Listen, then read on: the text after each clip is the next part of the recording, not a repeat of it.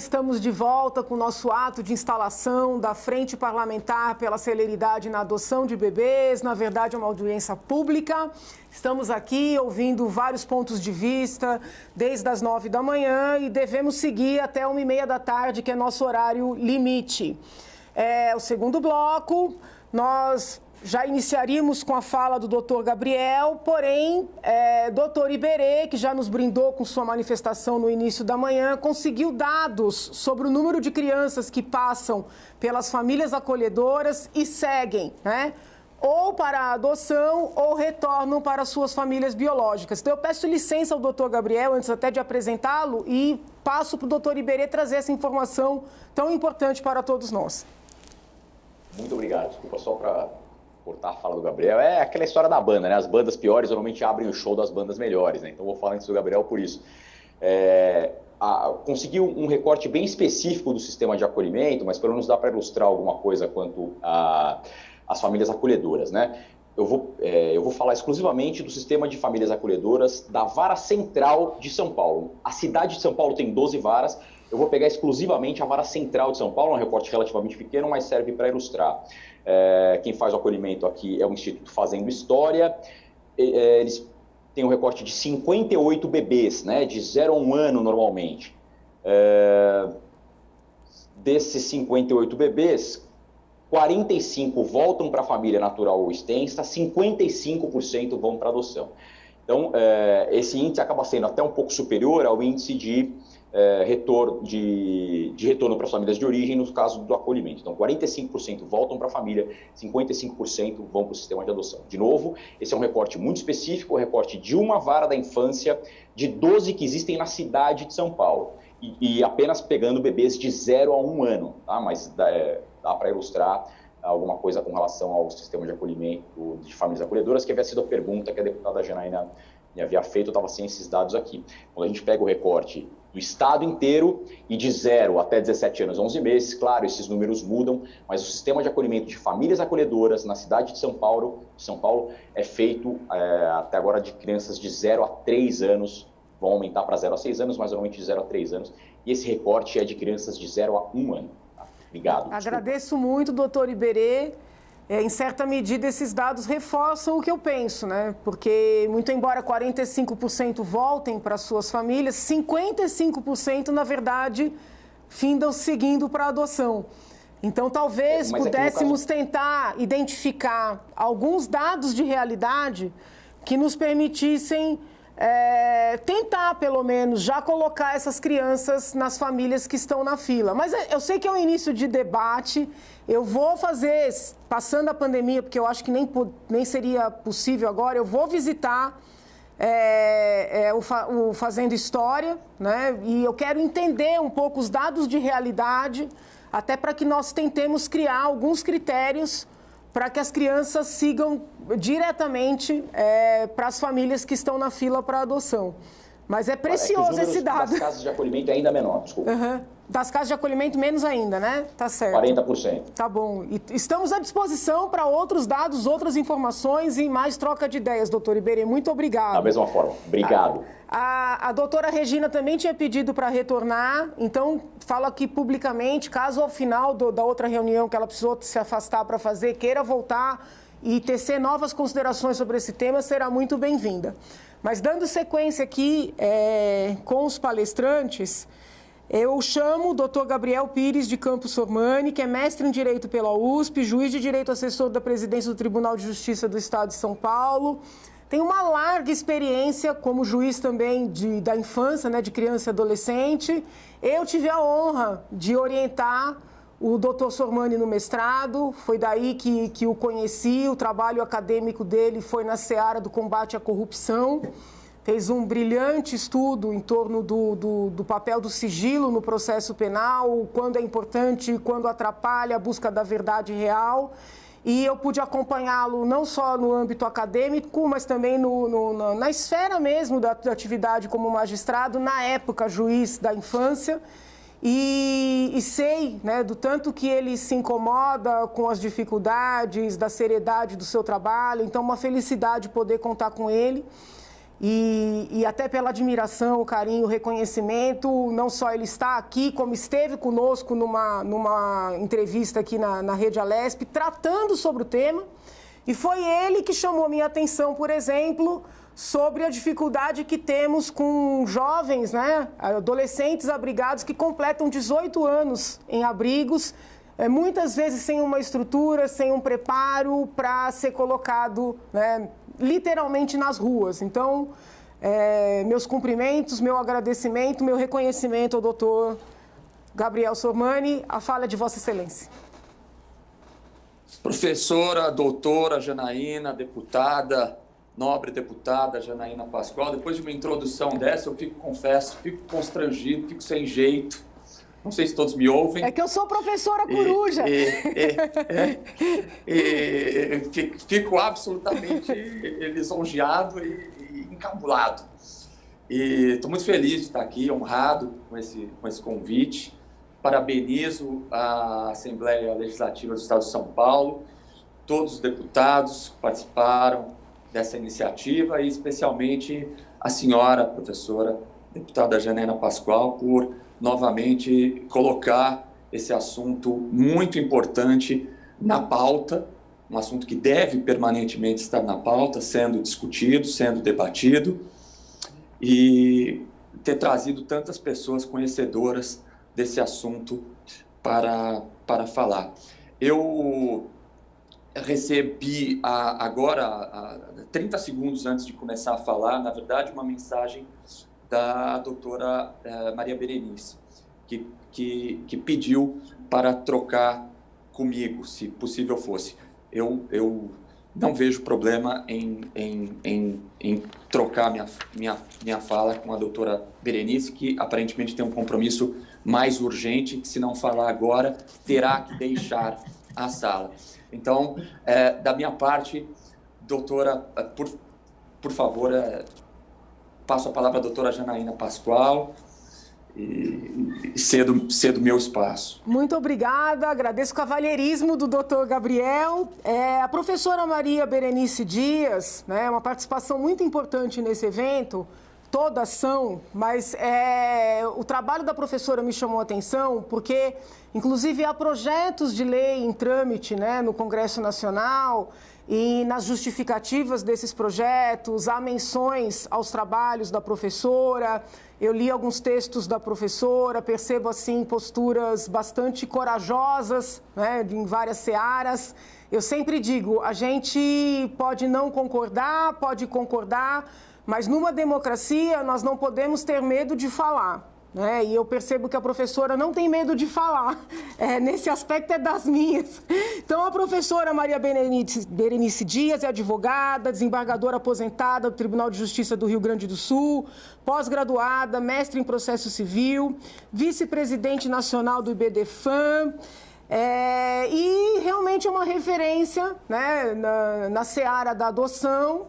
E tem feito defesas contundentes de que nós olhemos efetivamente para o interesse concreto, né, da criança e dos adolescentes. Sem mais delongas, agradecendo a disponibilidade, eu passo a palavra à professora Berenice para suas considerações. Primeiro, eu quero agradecer o cavalheirismo do Gabriel, né, de fazer essa troca, senão não teria como participar. Vou entrar ao meio-dia ao vivo nacional, então fica complicado. E dizer que estou muito encantada, Janaína, com o teu comprometimento, sabe, o teu entusiasmo com esse tema. É disso que nós precisamos. Trazer esse tema a debate.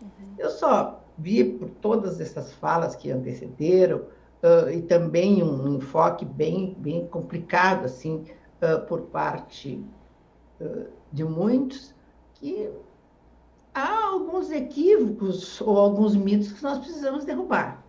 Quando a Constituição Federal diz que criança tem prioridade absoluta à convivência familiar, isto não significa que esta convivência ou seja com a família biológica. O ECA repete essa norma e diz que a adoção é uma medida excepcional e que há que se priorizar a família biológica. Não é esse o atual conceito de família. Aliás, esse foi a grande contribuição do IVDFAM. Tem um trabalho lindo com a adoção, que são das crianças invisíveis, e que diz com o problema mesmo desta absoluta obscuridade que envolve esse tema tão contundente. E a maioria também das falas diz que, olha, o problema das pessoas é que, bom, as famílias não têm teto, as famílias não têm condições, as redes de apoio têm que auxiliar essas pessoas a saírem das drogas, a abandonarem bebidas, a terem casa, enfim. Só que enquanto este processo persiste e que nós não temos essas políticas públicas, aliás, não temos nem políticas públicas, sabe, que tratem do planejamento familiar, do controle da natalidade, ou seja, nascem crianças que as mães não têm condições, ou não podem, ou não querem, ou não é o momento de ter.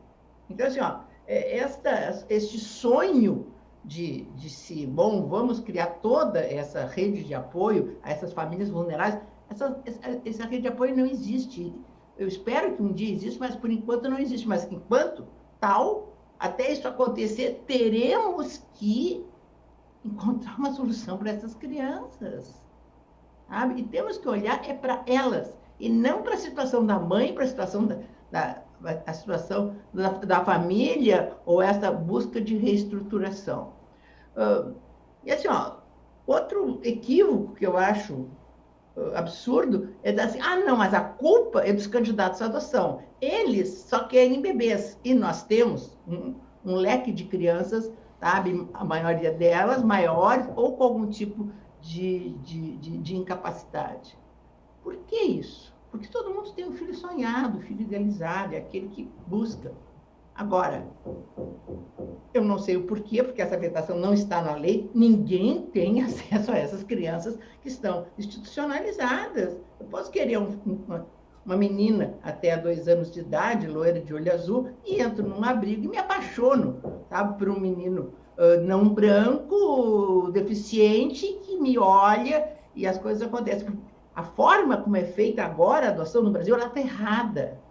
Não dá para as pessoas se cadastrarem, um cadastro chega a levar 2 anos e ficar em casa esperando, sem poder fazer nada, e um dia receber um telefonema e dizer assim, olha, lá no Piauí tem uma criança que corresponde ao teu perfil. Não é assim que as coisas acontecem, não é assim que o vínculo se estabelece. Então, esta convivência, não só dos candidatos à adoção, mas também a visibilidade que tem vários magistrados que conseguem fazer essa visibilidade, são criticados, mas acabamos esvaziando os abrigos. Bom, e com relação aos bebês, que é essa grande preocupação da Janaína, e que até acho que seria interessante essa frente parlamentar, de ela se juntar à frente parlamentar que existe até já na Assembleia Legislativa, da adoção, então abrir mais esse viés.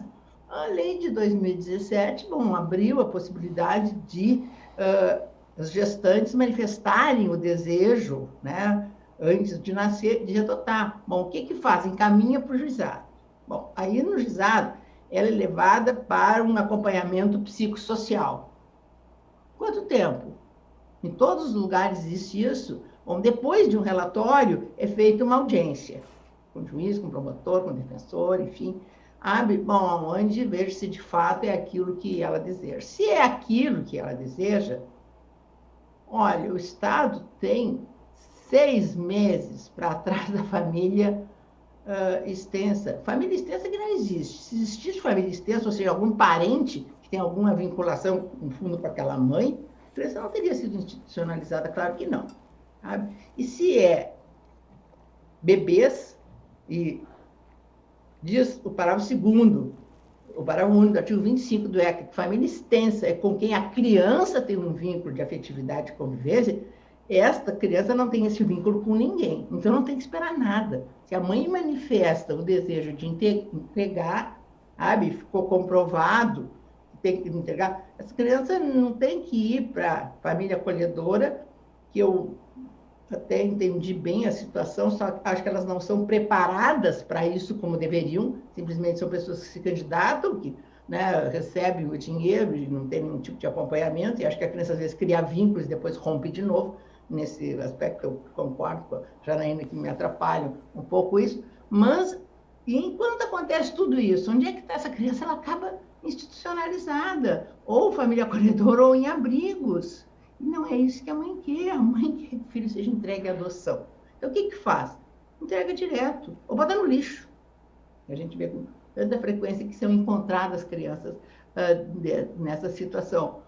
E se entrega direto, o que acaba fazendo a justiça quando descobre? Entra com busca e apreensão, chega a tirar as crianças daquela família que ela conheceu desde que nasceu, sabe, depois de 2 anos. Bota num abrigo para então, sabe, processar essas pessoas, enfim, e depois disponibilizá-las para adoção. Então, assim, ó, esse também é um mito. Se a mãe escolhe alguém para adotar, e indica, eu acho que a mãe tem que ter esse direito, né? Esta pessoa a quem ela indica que deve ser trazida para o Poder Judiciário e para ela se submeter a essa testagem, né? Algum tipo de estudo, para ver se de fato ela tem condições e se essa aproximação visa a concessão de uma criança, dessa criança. Isso é furar a fila da adoção? Não, é respeitar até um pouco a vontade da mãe. E claro que um trabalho bem feito não vai dar aso a essas possibilidades de vencerem, de comprarem crianças e tal. Não, sabe? Eu acho que essa resistência, essa dificuldade que eu vejo nessa questão da adoção. E eu fiquei pasma ao ver da fala da defensora pública, que chegou a levar 11 anos até o STJ anular um processo, né, de destituição do poder familiar sob o fundamento de que, olha, não há possibilidade, a situação foi errada. O que aconteceu durante 11 anos? Onde é que ficou essa criança? Se tivesse sido destituída lá, depois de 11 anos ela continuou no abrigo? Qual foi o ganho que teve? E não vejo como não balançar o que é mais significativo, e assim, o que está se perdendo ainda é o foco da criança. As crianças não estão sendo vistas como sujeitos de direito. Simplesmente parecem pertencentes da família biológica, qual se faz esforços que não se tem, recursos que não se tem, e tem essa situação, eu acho, desastrosa. O projeto Crianças Invisíveis, de BDFAN, que até eu coloco muito à disposição do nosso instituto nesse debate, estudo isso profundamente, para virmos a discutir com um pouco mais de efetividade, sabe, essa situação. É o que eu gostaria de trazer de uma maneira breve, agradecer muito essa oportunidade de ter aprendido tanto, né? E mais uma vez cumprimentar a Janaína por essa bela iniciativa. Obrigado, Gabriel. Obrigada, professora. Professora, me dá um minuto antes da senhora. Eu vou abrir o outro, mas vou ficar te ouvindo. Não, um segundinho. Professora, eu na faculdade ministrava biodireito, né? E um dos blocos do biodireito é toda a parte de transplantes. E na parte de transplantes também foi criada uma fila para evitar venda de órgãos, para evitar tráfico. Mas depois de muito debate, perceberam, né, que pode acontecer de uma pessoa viva querer, por solidariedade, doar um órgão para um desconhecido ou para um amigo, assim, alguém que não tem um vínculo tão próximo. E aí criou-se, né, a previsão desta possibilidade. Por exemplo, se eu quiser doar meu rim para a senhora, né, até um determinado momento era proibido, porque o sistema acreditava que só poderia ser uma venda disfarçada. Mas criou-se a possibilidade, desde que passasse pelo Poder Judiciário, com todas as avaliações. Eu faço um paralelo com o sistema de adoção. Eu não desmereço, né? E eu entendo do que eu li da senhora, da fala da senhora agora. A senhora também não desmerece. Nós não desmerecemos todo esse sistema que foi construído. Só que ele acabou ficando frio demais e, em certa medida, alheio às realidades que nós temos. Então, a previsão, que para mim já está na lei, né, muito embora haja quem interprete negativamente, de uma mulher, de uma família, né, querer fazer uma entrega e buscar o judiciário para fazer essa entrega com todos os cuidados, né, que são aplicados ao sistema, né, me parece algo mais próximo da nossa realidade. Então, vamos lá. A mãe entrega na vara e a criança vai entrar na fila. Ok, é um caminho. Hoje é colocado como o único caminho. Mas aquela mãe que quer entregar para alguém, né, sem nenhum interesse, mas porque acredita que aquele alguém vai ser uma melhor mãe, um melhor pai, um melhor casal, não vou entrar aqui, uma melhor família, que eu acho que é o termo mais adequado, que ela não seja obstada de fazer essa entrega, obviamente com uma análise detalhada das equipes multidisciplinares, porque o que eu percebo é que criou-se mesmo, sabe, um entrave, um preconceito, algo que nega um pouco da nossa história, da nossa realidade. E foi muito interessante, professora, que quando eu anunciei essa frente, eu não tinha muito esse ponto em mente, era mais essa questão de colocar a guarda de quem estava na fila. Mas pessoas vieram me procurar e disseram, doutor, eu estou há 10 anos com meu filho, entendeu? A mãe quis me entregar porque confiava em mim. Eu tenho medo de buscar o judiciário. Eu tenho medo, né? Porque vocês já disseram assim, que pelo vínculo vai ficar comigo, mas vai ter um inquérito, eu vou ser tratado como um criminoso. Então, eu vi muita... assim, realmente os textos da senhora, a fala da senhora, nesse ponto, eles vêm ao encontro desse sentimento, não de desmerecer o sistema, mas talvez de humanizar esse sistema, que acabou ficando frio demais, né? Não sei se a senhora quer comentar alguma coisa antes de finalizar. Obrigada. O som está fechado? É da Apple? Porque às vezes quando é da Apple tem... Não. Ele dá um probleminha, não é? Então, eu acho que está entrando uma interferência. Tô tendo que entrar no outro programa. Eu acho que outro programa está entrando no nosso aqui. Bom, tranquilo. Qualquer dúvida pode me perguntar. Não tô te ouvindo, Janaína. Conseguiu ouvir? A senhora ouviu o que eu falei? Não, professora?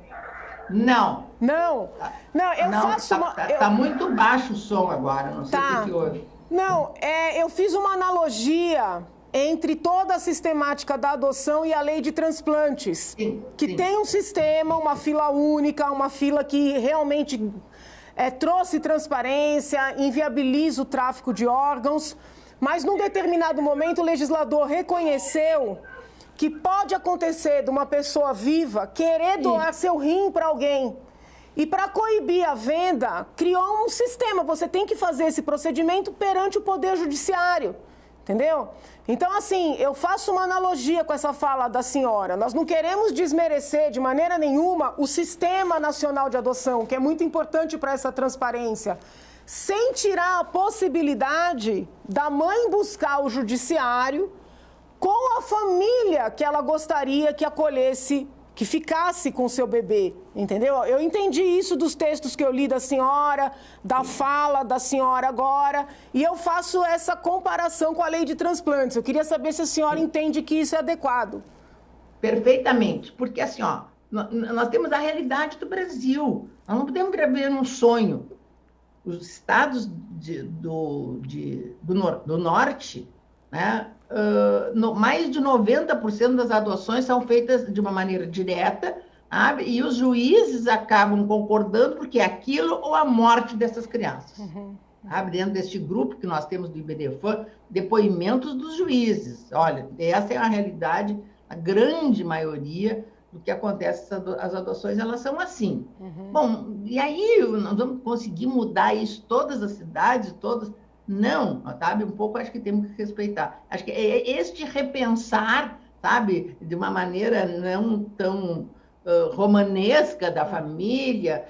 Primeiro os pais, depois da família extensa. A família extensa não existe, criança não ficaria no abrigo. E assim, e pobreza extrema é uma realidade muito grande no Brasil. E se todas as crianças que nascem em famílias de extrema pobreza, gente, fossem abrigadas, e bom, a mãe vai lá e o Estado, agora nós vamos sair correndo atrás de emprego, de tratamento, de não sei o quê. Gente, não é isso. E nós temos que solucionar o problema agora dessas crianças que estão literalmente depositadas nesse país. Muito obrigada, professora. Vou bater muito a sua porta para que possamos trabalhar em conjunto. Bata muito. Muito obrigada. Boa semana para a senhora. Obrigada. Então, eu devolvo a palavra para o doutor Gabriel e já informo que o próximo é o doutor Hélio, que já mandou, coitado, vários recados aqui que tem que sair, né, ao meio-dia. Nem sei se já... Não, quase. Então, eu peço um pouquinho mais de paciência. Devolvo a palavra ao doutor Gabriel, que eu, inclusive, já fiz as apresentações.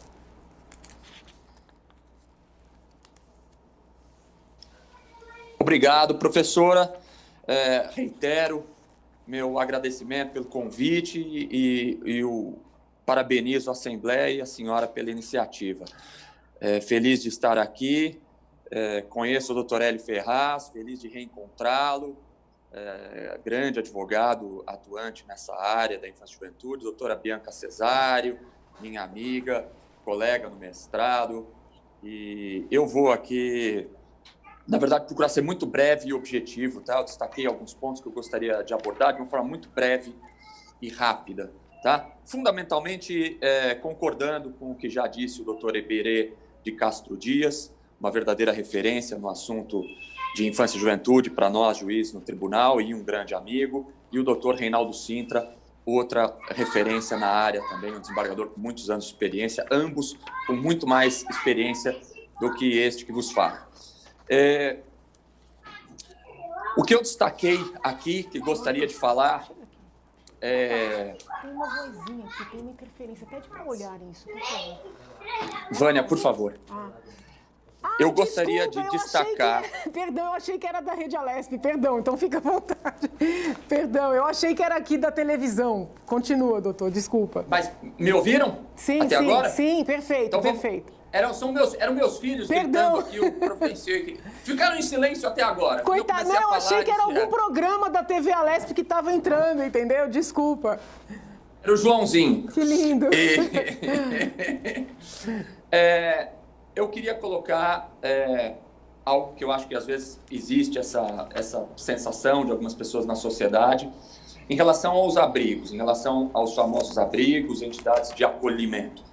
Eu não sinto, na minha experiência de trabalho, trabalhei com vários abrigos, mais de 10 ao todo, em diferentes comarcas, eu nunca senti, por parte dos abrigos, nenhum tipo de interesse em querer manter aquelas crianças abrigadas para ter um número mínimo de crianças lá dentro, visando algum tipo de retorno. Nunca constatei esse tipo de situação. Há entidades de acolhimento que fazem um trabalho melhor, há outras que fazem um trabalho pior, mas nunca constatei esta má-fé, esse interesse escuso por parte dos abrigos. E acredito que, se existir, são situações pontuais, passíveis de serem solucionadas por meio de denúncias, inclusive ao juiz corregedor permanente.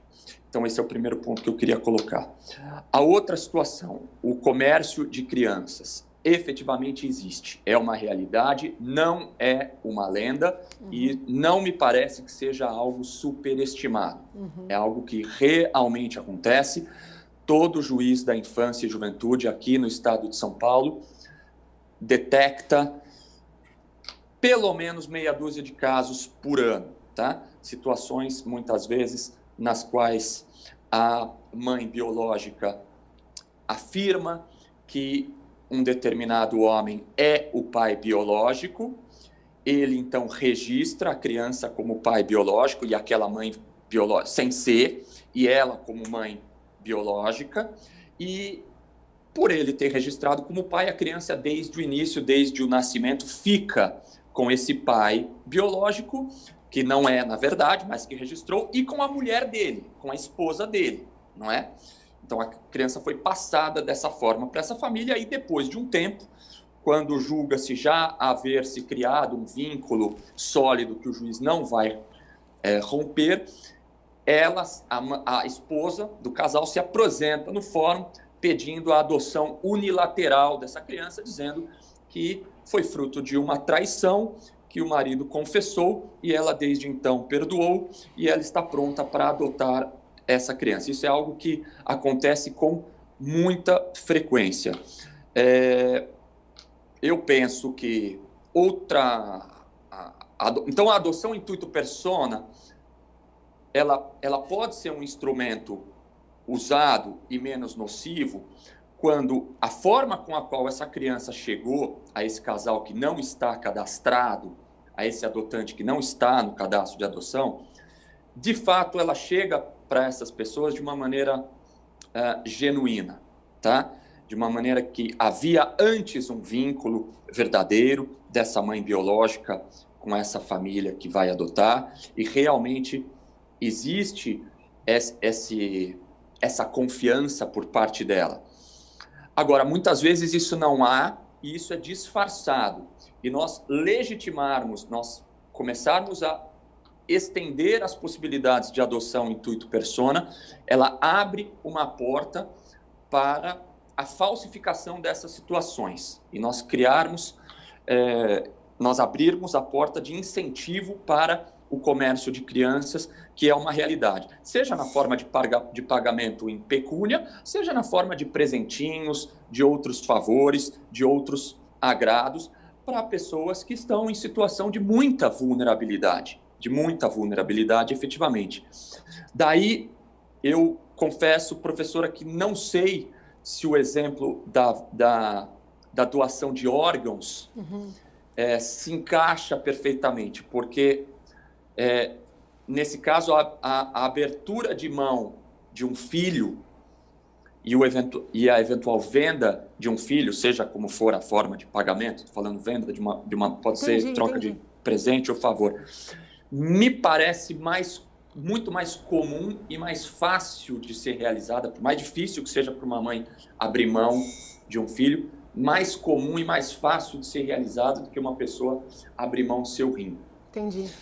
Existe no ECA, no artigo 50 do ECA, uma vedação expressa a que se entregue uma criança com menos de 3 anos para em adoção para quem não está cadastrado, tá? Para quem não está no cadastro de adotante. Então, se tiver menos de 3 anos, não pode. Se a pessoa agiu com má fé, não pode. E tem que ter vínculo, tá? Se não tiver vínculo, também não pode. Então, quando seria possível entregar uma criança dessa forma para quem não está cadastrado em adoção? Criança com mais de 3 anos, se não agiu de má fé, esse tem vínculo. Muito bem, então isso acaba gerando um enorme medo, né, na população, pessoas que estão com uma criança com muito amor, mas que ela não chegou de uma forma regular pelo processo de adoção e cadastro na vara, de virem a perder essa criança, porque a letra da lei é essa.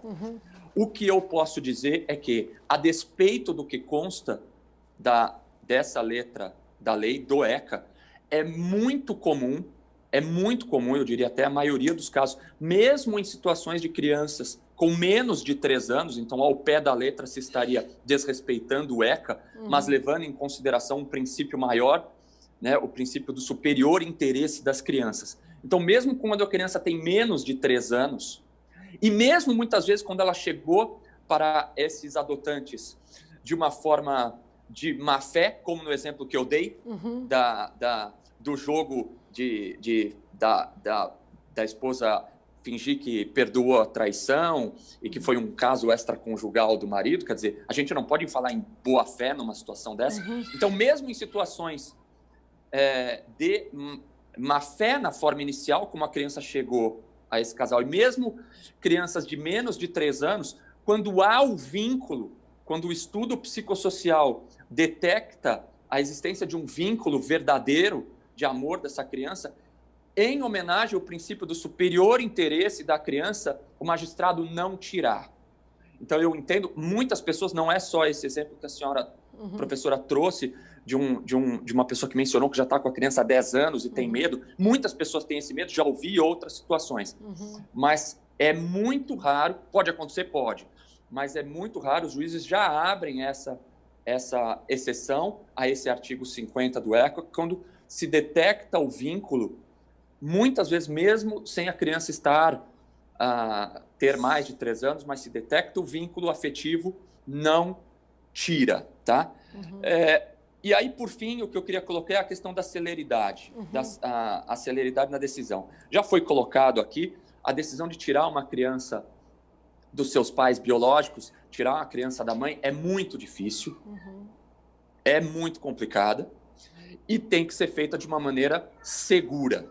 Como que a gente vai aumentar essa celeridade, essa velocidade na destituição do poder familiar de uma forma segura? O juiz tem que estar municiado de informações completas a respeito daquela situação. Para quê? Para saber se vai efetivamente destituir o poder familiar ou se não vai, se vai separar ou não vai, se é conveniente ou não é conveniente separar o grupo de irmãos, se vai buscar a família extensa e por quanto tempo vai buscar a família extensa, por quanto tempo vai se trabalhar, vai se apostar nessa família extensa ou nesta mãe biológica ou nesta família biológica. Isto é uma decisão muito difícil.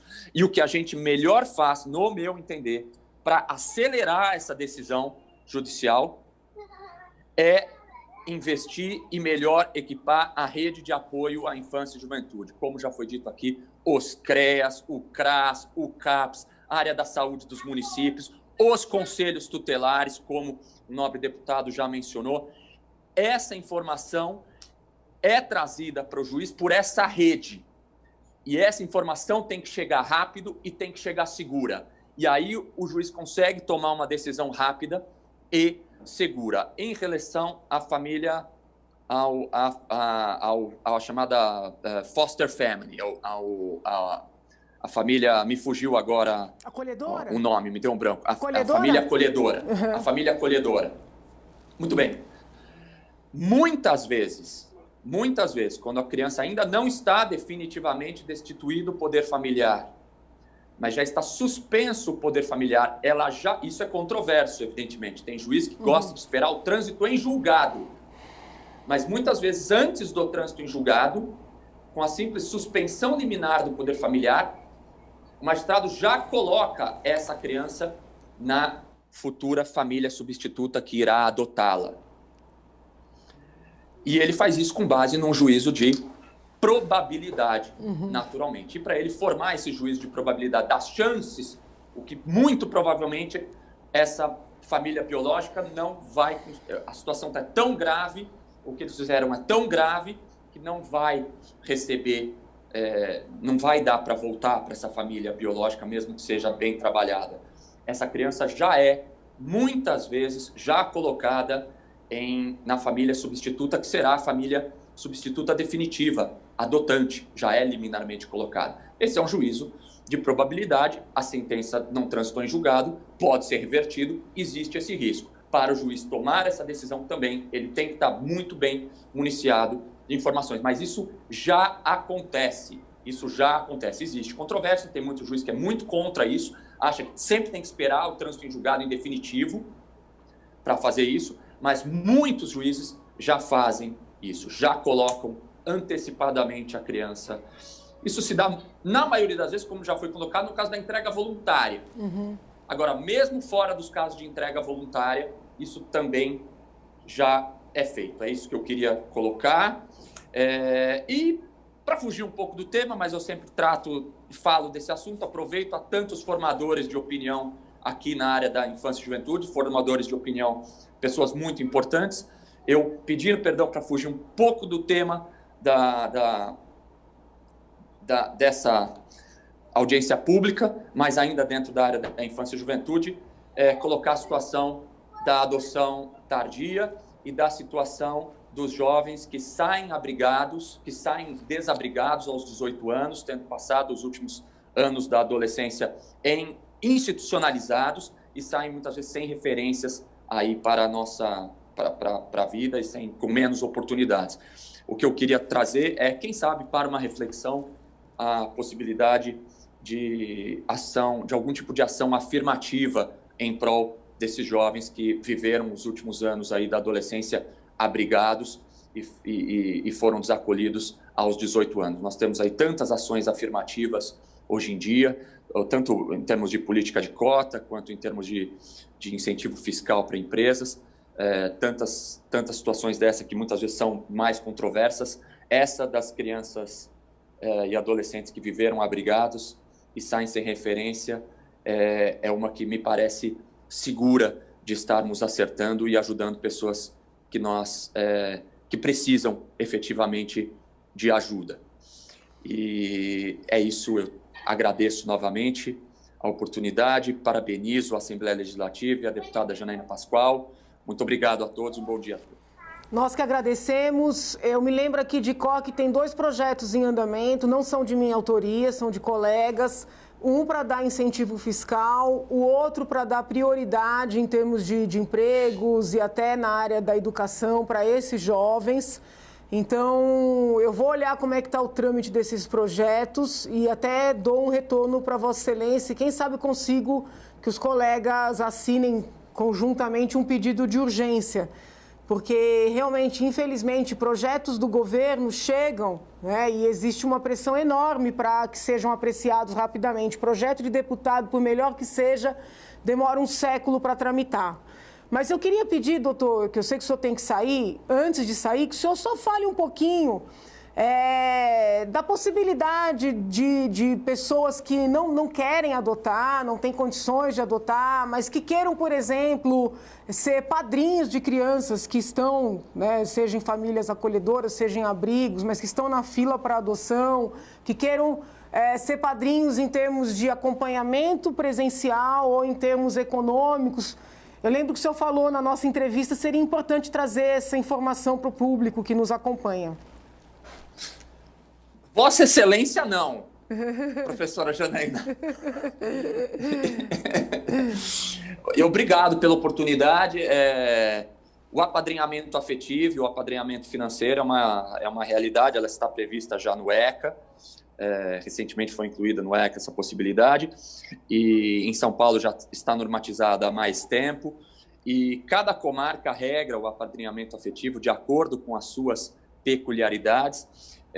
Fica esse lembrete para as pessoas que julgarem ter essa disponibilidade emocional de procurarem as respectivas varas da infância e juventude das suas comarcas ou até das comarcas contíguas, porque muitas comarcas exigem que o padrinho afetivo ou financeiro resida na própria comarca, outras não, outras aceitam padrinhos afetivos ou padrinhos financeiros de outras comarcas. Procurem a vara da infância mais próxima.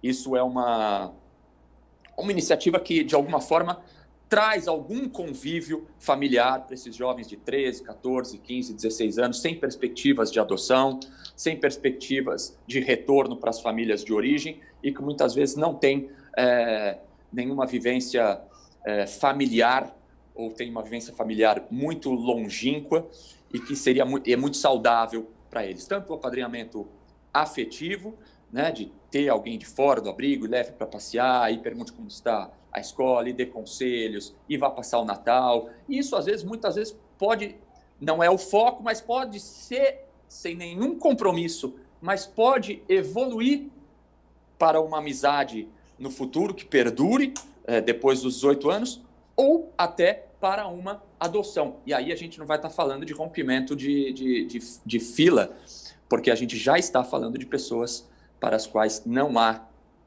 interessados, não há pretendentes, né? Então,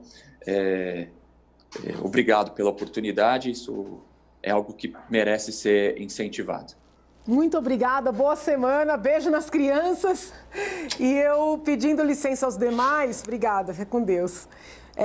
Que eu sei que todos têm seus compromissos. Como o doutor Hélio já pediu várias vezes a palavra e eu não consegui passar para ele, eu chamo o doutor Hélio Ferraz de Oliveira, que é advogado, especialista em Direito da Família e Sucessões, com habilitação para docência de ensino superior, pós-graduado pela Escola Superior da Advocacia da Ordem dos Advogados do Brasil, atualmente voluntário do Grupo de Apoio à Adoção A Casa de Helena, na função de presidente. A voz é de Vossa Excelência, a fala é de Vossa Excelência, por favor. Agradeço a disponibilidade e a paciência, né? Está aqui conosco desde o princípio. Boa tarde, deputada. Sempre é bom estar com vocês. Agradeço pela oportunidade, pela fala. Agradeço pela oportunidade. Realmente é extremamente importante que a sociedade civil se faça presente em momentos tão importantes como esse ato solene da formação de mais essa importante frente parlamentar, né? Começo dizendo que é uma grande missão falar na sequência do Dr. Gabriel, doutora Maria Berenice, doutor Reinaldo Sintra, doutor Iberê, que são grandes autoridades do tema e que são pessoas que dedicaram a vida e dedicam a vida em prol dessas crianças acolhidas, né? A minha fala, prometo que vai ser bem breve, eu gostaria de trazer um outro olhar, né? Apesar de ser advogado especialista na área, hoje licenciado por assumir aqui um cargo no governo federal, eu trago o olhar do pai adotivo, né? Eu tenho 3 filhos adotivos que eu adotei em 2012, eram 3 irmãos, à época minha filha mais velha tinha 9 anos, completa a maioridade agora em dezembro, né? Então são 2 meninas e um menino, a Kênia com 17, a Kiki tem 13 e o Kaique tem 12 anos hoje. Quando eu fiz meu processo de habilitação para adoção, para mim era muito claro que não caberia a adoção de uma criança recém-nascida. Eu, como pai solteiro, queria uma criança mais velha, isso me favoreceria em relação ao cuidado do dia a dia e à rotina do dia a dia. Mas o meu perfil inicial de adoção era o perfil de uma criança a partir de 5 anos de idade, entre 5 e 10 anos de idade. Me habilitei pelo Fórum Central e já trabalhava há muitos anos em algumas instituições de acolhimento. Foi quando os meus filhos acabaram entrando, eles se encontravam acolhidos já há 2 anos em uma das instituições às quais eu era advogado, e acabaram entrando de novo numa situação de vulnerabilidade. Eles haviam sido devolvidos para a família biológica, depois de 2 anos de acolhimento, e acabaram retornando ao acolhimento pouco mais de um mês depois da saída deles, né? Então, ato contínuo, eu converti o meu processo de habilitação à adoção de uma criança de 5 a 10 anos para 3 crianças, e estamos bem, graças a Deus, desde 2012, né? O que eu gostaria de trazer, assim, primeiro, sempre meu respeito e minha admiração aos juízes que atuam nessa área. Eu acho que é uma grande missão, né? Eu costumo brincar que o juiz de infância bom é aquele juiz de infância que não tem o nome dele publicado na imprensa, né? Muitas vezes a gente vê juízes e promotores e advogados fazendo nome na mídia com grandes causas, com grandes ações, e o bom juiz de infância é aquele que não aparece, porque geralmente quando aparece é porque aconteceu alguma coisa de ruim relacionada ao tema, né? Infelizmente, a imprensa ela continua militando e contra a adoção, trazendo aspectos negativos e assim, eu costumo fazer sempre uma reflexão, lembrando daquele caso, daquele rapaz de Realengo, nos grandes jornais, quando aconteceu aquela tragédia daquele rapaz que entrou na escola e atirou contra as crianças, os grandes jornais fizeram publicidade dizendo que ele era um filho adotivo, mas muito amado, né? Eu lembro que minha filha, com 9 anos à época, perguntou, mas pai, por que adotivo não pode ser amado? Né? Então, mostrando aí esse reflexo. Mas, assim, eu acredito e eu faço esse paralelo justamente para a gente demonstrar que, na verdade, infelizmente, apesar de bem pensado, o sistema ele ainda é muito falho, né? Os meus filhos vieram para mim no dia 1º de fevereiro de 2012, foram diversos recursos por parte da Defensoria Pública. O meu processo de adoção se concretizou em março do ano passado. Foram 7 anos em que eu, advogado especializado no tema, assessorado pela doutora Andréa Verotti, advogada especialista no tema, demoramos para concretizar a destituição do poder familiar, né? Então, é importante que a gente não perca de vista justamente essa condição, principalmente porque quando a gente fala de que as crianças permanecerão em acolhimento durante todo esse período, como infelizmente alguns juízes entendem que deve-se aguardar o trânsito em julgado, a gente condenaria os meus filhos a permanecerem dentro do acolhimento, provavelmente até a maioridade. Né? Então, há necessidade de se repensar, sim, as políticas públicas, há necessidade de se repensar a questão justamente legislativa relacionada à matéria. Né? Eu me permito discordar da fala do Dr. Reinaldo, quando ele fala da entrega direta, como se a entrega direta fosse ilegal. A entrega direta, ela não possui nenhuma proibição, nenhuma vedação legal, mas demanda um olhar e uma criticidade por parte do judiciário muito grande. Né? Deve-se evitar a comercialização não é uma opção, mas muitas das vezes o que eu percebo e o que eu percebia, né, enquanto militando pela advocacia em relação a esse tema específico, eram pessoas, mães, que procuravam e que encontravam em pessoas próximas à família, amigos, parentes, primos e etc., pessoas com quem elas pudessem confiar o filho e que pudessem saber que a criança estaria bem acolhida, que essa criança estaria realmente bem cuidada, né? E isso a legislação não proíbe, mas demanda aí um certo cuidado, e isso é importante. Reforçando as palavras do Dr. Gabriel em relação ao registro falso, né, o artigo 242 do Código Penal, ele estabelece o crime de falsidade registral. Né? Ele fala lá, dar parto alheio como próprio ou registrar como seu o filho de outrem, né, com pena de reclusão de 2 a 6 anos. É importante que a gente ressalte que o caminho da adoção legal, ele obrigatoriamente passa pelo fórum. Bypassar o fórum e o processo judicial para registro direto é considerado crime e não deve acontecer. Né? Eu acredito que todos os advogados, doutora Cecília, que nos acompanha, que vai falar em breve, certamente também endossa em relação a isso. Não se trata de uma tentativa de bypassar o judiciário, mas há necessidade de se enfrentar de forma contundente, e nisso a gente depende bastante do legislativo, o entendimento sobre a validade dessa entrega direta, né, e a construção de meios para que esse comércio não aconteça, legitimando o ato de entrega, caso ele aconteça justamente com a existência do vínculo, como o Dr. Gabriel bem colocou. Eu acho que é importante que a gente entenda sobre a questão colocada por você, deputada. Vou me permitir chamá-la de você, perdão. Melhor. Como foi colocado em relação à questão da família acolhedora, que muitas das vezes, né, o acolhimento institucional prolongado traz consequências muito ruins para essas crianças. Né? Um estudo do Instituto Fazendo História, ele comprova que a cada 30 dias de acolhimento, uma criança em primeira infância, até os seus 2, 3 anos de idade, ela passa a apresentar um déficit cognitivo de 15 dias a cada 30 dias de acolhimento. Né? Representa um déficit importante e é uma situação que tem que ser sopesada. Né? Lembrando que a colocação dessa criança em família substituta com os pretendentes habilitados, ela deve ser uma medida prioritária quando esse processo tiver um mínimo de amadurecimento. Né?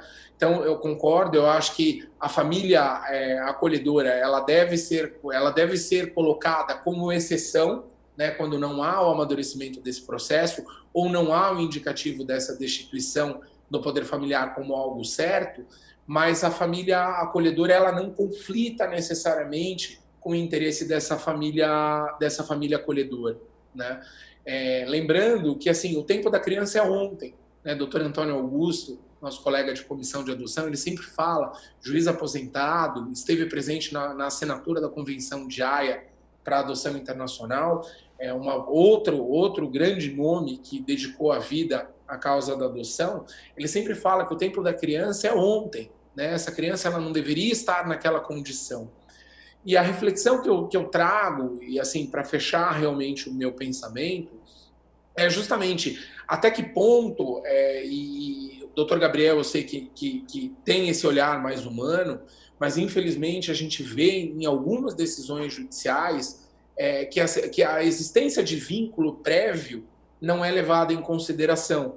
Então, até que ponto, sob a ótica de que a criança não é mercadoria para ser entregue de forma direta, o Estado não acaba transformando ela numa mercadoria quando retira de uma família onde ela se encontra acolhida e bem amparada e acaba colocando dentro de uma prateleira chamada Serviço de Acolhimento Institucional, né, que é a nova denominação de abrigo, para que ela seja entregue para uma outra família, né? Esse vínculo ele tem que ser sempre considerado, como o Dr. Gabriel bem colocou, quando o vínculo ele é legítimo, ele deve ser reconhecido. E quando não é legítimo, a gente deve sopesar o melhor interesse da criança. Sempre olhando pela ótica do melhor interesse da criança, certamente a gente terá cada vez mais decisões acertadas, cada vez mais um judiciário focado no melhor interesse do menor. Lembrando que a Constituição Federal, ali no artigo 227, ela estabelece claramente como sendo prioridade absoluta. E se a gente abrir a Constituição Federal e der um Ctrl F ali e procurar por prioridade absoluta, a gente vai ver que é a única vez que o legislador utiliza essa expressão. O legislador utiliza a expressão absoluta prioridade para tutelar o direito da criança, porque o interesse da criança ele se sobrepõe a qualquer outro interesse tutelado pelo Estado. Então, que tenhamos aí todos nós vida longa a essa frente parlamentar, vida longa ao direito da criança e do adolescente, sempre sopesando e mostrando ali dentro da minha experiência de vida pessoal, que, na verdade, talvez se nós abríssemos a porta do acolhimento institucional para que o pretendente tirasse essa ideia da criança idealizada, aquele bebê recém-nascido, aquela criança que se assemelha fisicamente com ela, aquela criança que não tem um grupo de irmãos, que não apresenta uma necessidade especial, talvez a gente não tivesse esse problema que a gente tem, que são os adolescentes em acolhimento. Né? Lembrando que eu endosso essa frente parlamentar quando a gente fala em adoção de bebê, para que justamente a gente não tenha essa criança envelhecendo dentro do acolhimento, para que ela não engrosse a fila dos adolescentes em acolhimento, das crianças mais velhas, dos grupos de irmãos e de todas as crianças que se tornam, infelizmente, eu detesto essa expressão, inadotáveis. Né? O lugar de família é em casa, o lugar de família lugar de criança em casa, lugar de criança em família sendo protegido. Agradeço pela oportunidade e peço desculpas caso tenha me alongado um pouco demais. Nós que agradecemos. Se o senhor me permite, o senhor adotou 3 irmãos, sendo que a sua filha mais velha, quando da adoção, tinha 9 anos, e já tinham tentado, né, o retorno para a família biológica, não deu certo, tanto é que voltaram para o acolhimento, e ainda assim a Defensoria recorreu.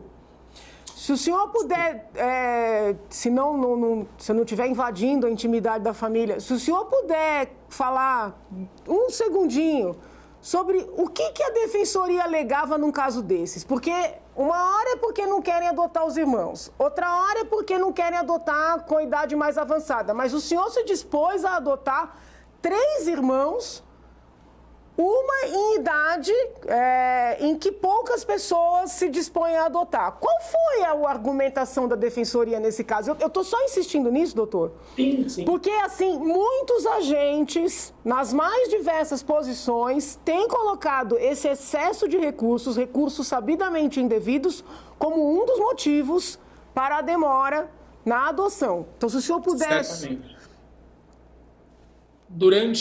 Deputada, durante boa parte dos 7 anos e meio de processo até a sua concretização, a Defensoria Pública simplesmente peticionava, faziam petições repetitivas requerendo o acolhimento das crianças, requerendo que as crianças fossem retornadas ao acolhimento e colocando a família biológica como hipossuficiente por conta da drogadição.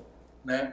Essa situação, infelizmente, eu discordo do posicionamento da colega defensora que falou, da doutora Ana Carolina, né? Perdão, fugiu o nome dela, Isso. Mas assim, eu realmente, a vivência que eu tive no meu processo pessoal foi da Defensoria buscando o acolhimento institucional dos meus filhos de todas as formas, requerendo que eles retornassem ao acolhimento, sendo que a gente falava de uma situação de drogadição, de violência, de abuso, de uma série de situações. Né? Havia mais do que comprovada a impossibilidade de retorno dos meus filhos para a família biológica, contudo, a insistência da Defensoria Pública, infelizmente, era nesse sentido. Vou mostrar uma fotinho deles, ó. Esses são os meus filhos. Que lindos! Né? Parabéns! Agora, foto de janeiro.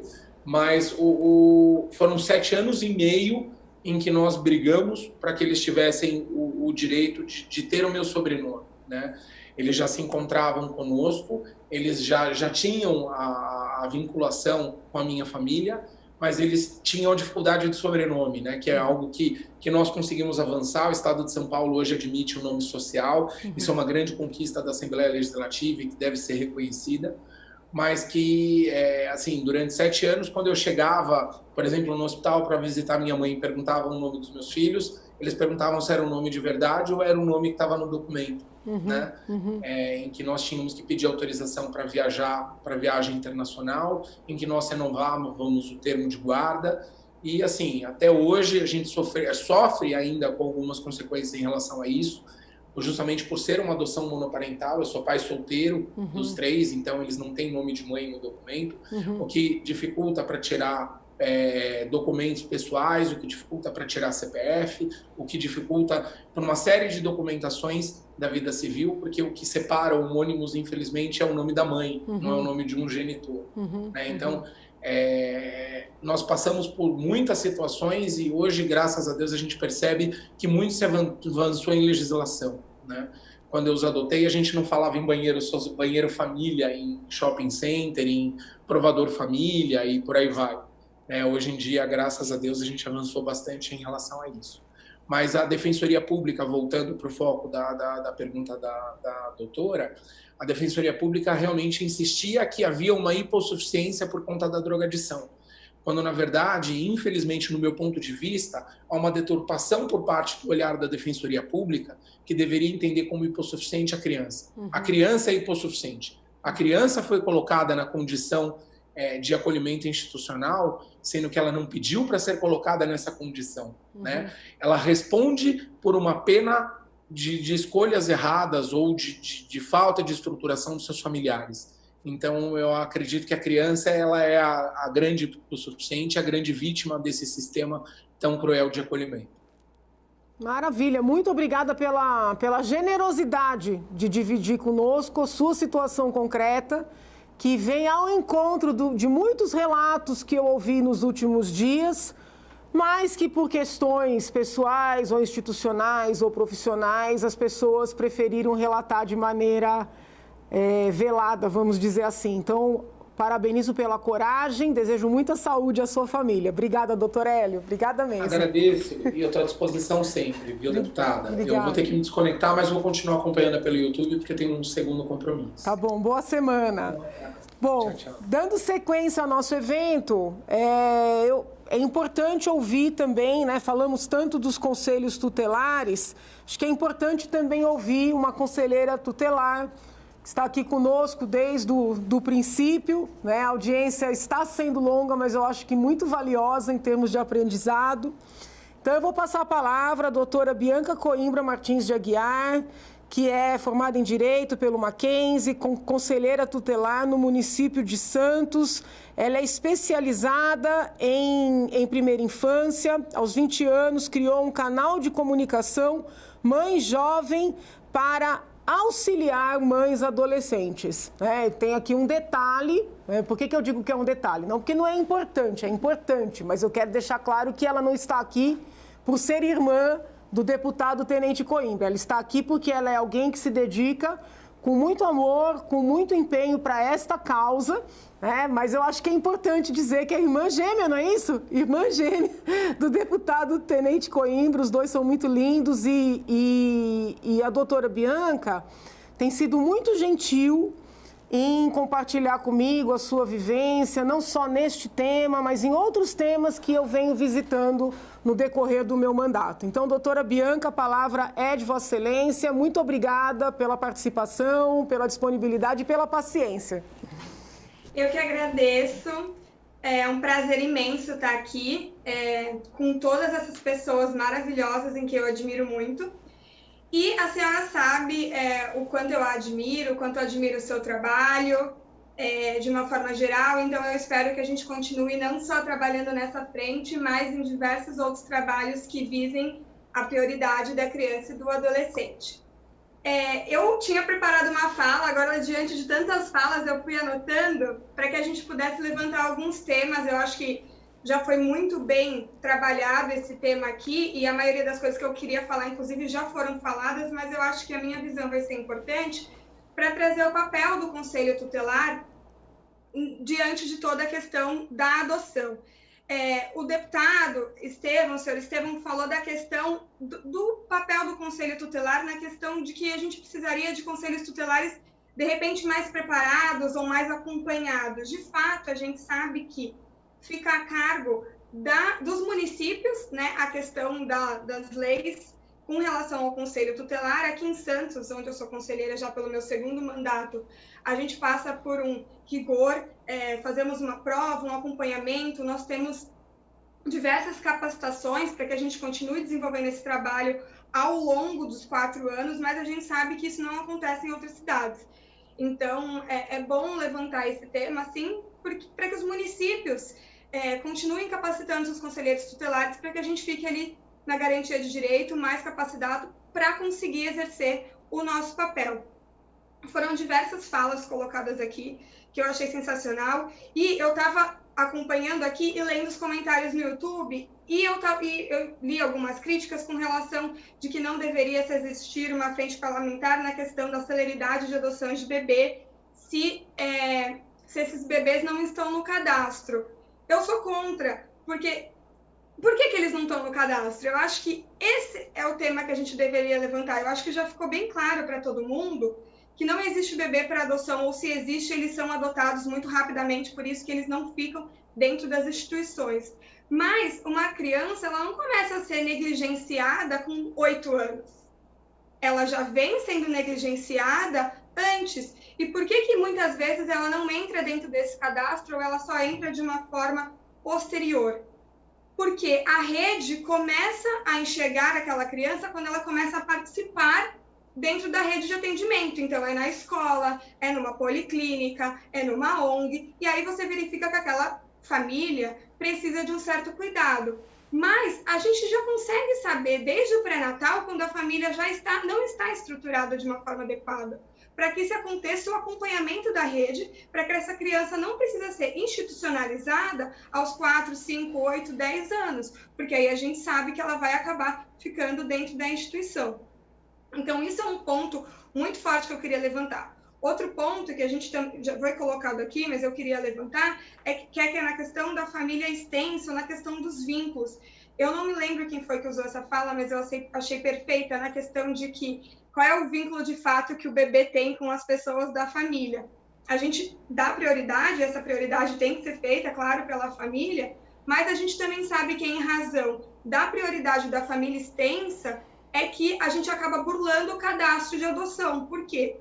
Porque aquela criança, aquele bebê, acaba indo para alguém da família, por ter o vínculo, por ser família extensa, fica com aquela família na guarda durante um tempo, aquela criança vai crescendo, muitas vezes aquela pessoa que ficou com aquela guarda temporária acabou ficando porque queria ajudar o membro da família, porque achou que ia se reestabelecer. Quando aquela criança vai crescendo, ela começa a dar outros tipos de problema, como qualquer criança, e aí aquela criança acaba caindo novamente na instituição do acolhimento. Mas se isso já tivesse sido acontecido lá na frente, com todas as previsões e todas as proteções, aquela criança não precisaria estar indo para uma instituição de acolhimento com 5, 6 anos.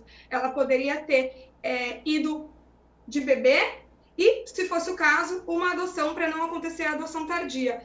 Então, eu entendo a questão de que não existem bebês, mas eu entendo também que a gente precisa ver por que não existem bebês e qual que é esse vínculo que se coloca em muitas pessoas para que elas burlem o cadastro e consigam acesso a esses bebês e, posteriormente, elas entrem com uma adoção, e aí é aquela adoção brasileira que a gente tanto falou aqui e que ela é muito comum aqui no Brasil.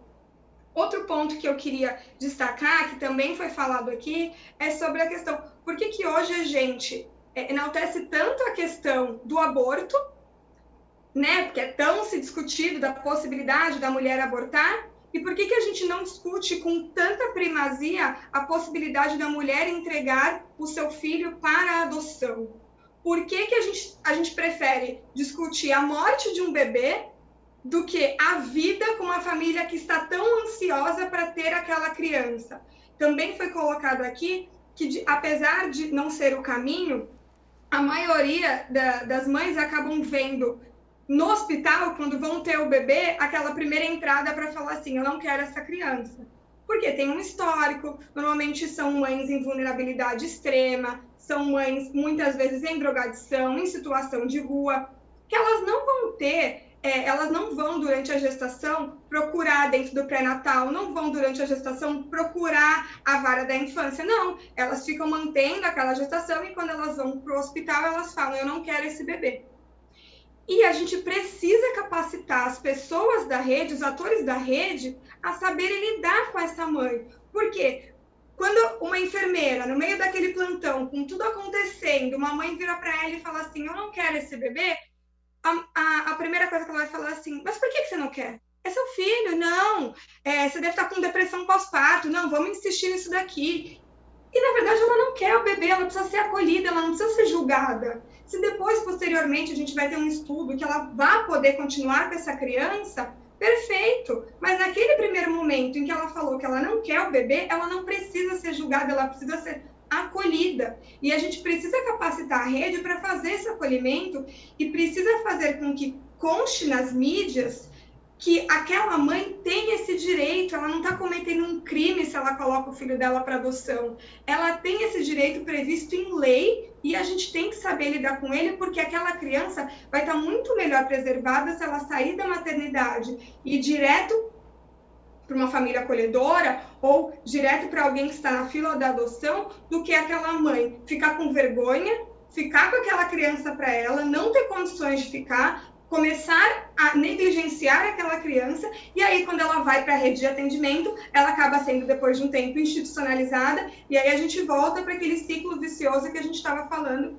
desde o começo.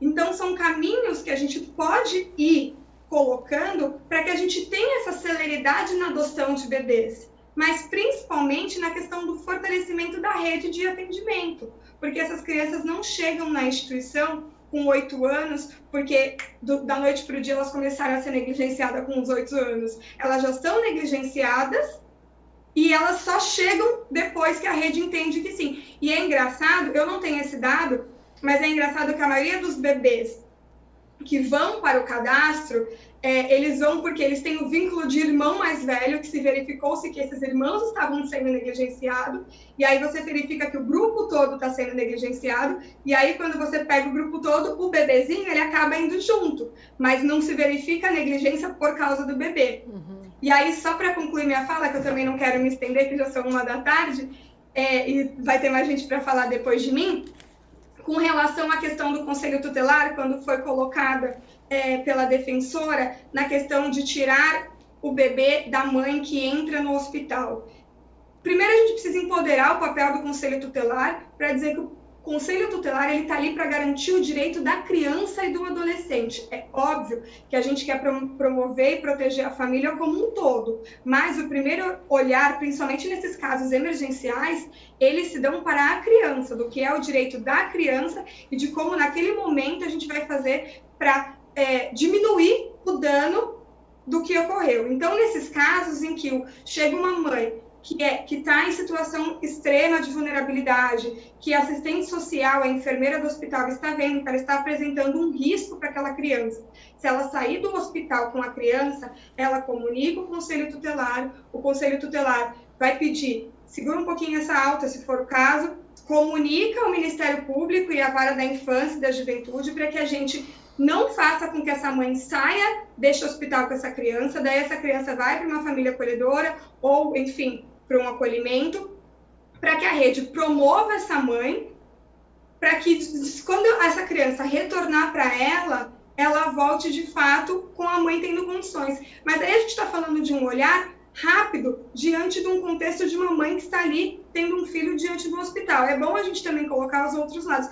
E quando isso acontece, eu só queria responder porque me espantou muito a questão. É óbvio que eu tenho, dentro da minha cidade, a experiência da minha região, e a gente sabe que o Brasil é muito vasto e a gente não pode colocar que em todos os lugares tem a mesma infraestrutura de uma cidade como Santos. Mas aquela mãe, ela é informada de por que ela não vai ter alta com aquela criança, para onde que vai aquela criança, qual que é o trabalho posterior que vai ser feito, para que, de fato, depois ela consiga ter aquela criança de volta, se for isso o que ficar estabelecido pelo acompanhamento da rede, ou não.